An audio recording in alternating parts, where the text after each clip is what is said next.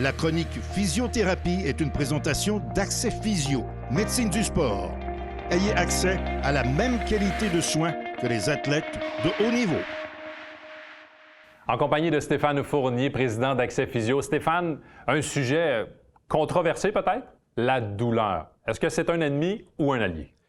Définitivement que pour le joueur de golf, ça semble être un ennemi, la douleur. Ça nous empêche d'être confortable, ça nous empêche de performer. Mais pour le thérapeute, le physiothérapeute, le médecin, c'est un messager, en fait, qui nous informe qu'il y a une blessure, il y a quelque chose qui ne va pas. Si on n'écoute pas cette douleur-là, on risque d'avoir davantage de complications. La douleur est un allié. Donc, en termes d'échelle, c'est quoi les paramètres? Bien, en fait, ce qu'il faut comprendre, Jean-Sébastien, c'est que la douleur n'est pas juste inconfortable. Elle a des impacts aussi sur la performance. Le cerveau, la moelle épinière s'organisent en fait quand il y a une douleur pour enlever un peu d'activation, enlever un peu de conduction électrique dans la région, là, si je peux dire, et inhiber cette force-là. La science nous démontre qu'on peut aller jusqu'à 30 à 40 de perte de force dû à une inhibition de la douleur. La douleur, c'est sérieux, ça affecte notre vitesse, notre explosion, notre rapidité, et à un moment donné, ça nous joue dans la tête. On sait qu'au golf, à quel point la concentration, le focus est important. La douleur a cet effet-là aussi sur le mental du golfeur.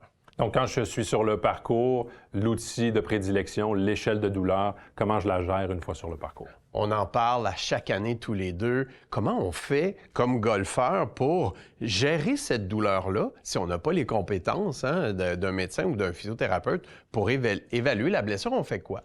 L'échelle de douleur. Alors, de 0 à 10, bien démontré par la science que cette échelle de douleur-là est fiable pour nous indiquer si une blessure devrait nous arrêter de jouer ou peut-être juste observer. Alors, l'échelle 0 à 10, 0, pas de douleur du tout. 10, la pire douleur imaginable. Fait qu'on s'imagine peut-être au début, on est en train de jouer, on sent un inconfort. On la met sur 10, cette douleur-là, 1, 2 ou 3 sur 10.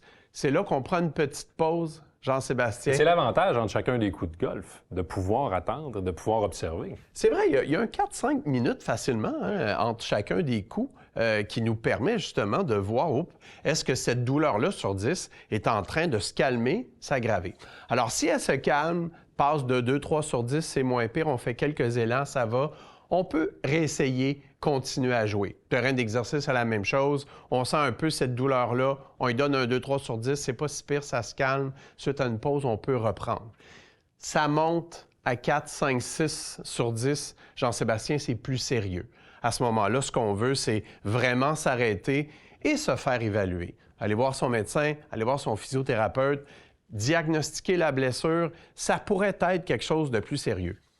Surtout, Jean-Sébastien, si cette douleur-là ne se calme pas. On fait un mouvement, on entend un bruit, on sent un inconfort, puis là, la douleur se maintient. Ça peut, puis la science est claire là-dessus, ça peut être une fracture, ça peut être une hernie discale dans le dos, ça peut être une déchirure ligamentaire, une atteinte plus sérieuse. À 4-6 sur 10, il faut s'arrêter.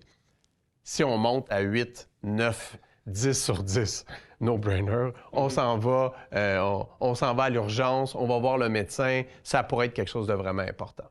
Et là, par la suite, une fois qu'on est chez le physio, il y a toutes sortes d'évaluations qui est faites là, de votre côté. Nous, on procède à une évaluation. Si ça dépasse nos compétences, on réfère en médecine. Mais ce qui est certain, il ne faut pas trop attendre pour consulter. Merci Stéphane. Merci.